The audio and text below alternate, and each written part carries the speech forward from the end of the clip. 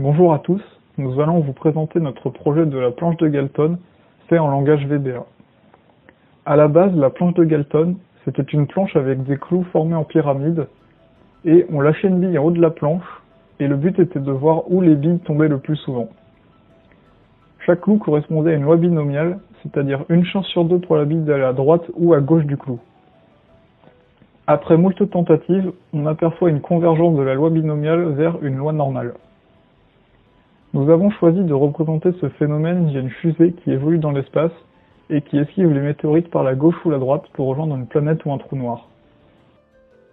Tout d'abord, il faut choisir la taille de notre planche en appuyant sur la Lune. On peut choisir entre 2 et 10 lignes, par exemple 4, à savoir que s'il y a moins de 5 lignes, les trous noirs sont remplacés par les planètes. On peut utiliser le mode animé qui permet de visualiser la fusée en action, et on peut également choisir la vitesse de la fusée en utilisant les boutons juste ici, pour avoir soit une vitesse très lente, modérée ou très rapide. Comme vous pouvez le remarquer, la fusée laisse une traînée de fumée derrière elle qui permet de voir le chemin parcouru.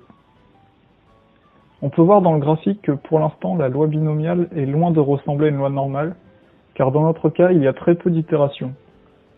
L'objectif de cette expérience, c'est que les barres vertes se rapprochent le plus possible des barres bleues. Pour cela, on va devoir faire beaucoup plus de lancers.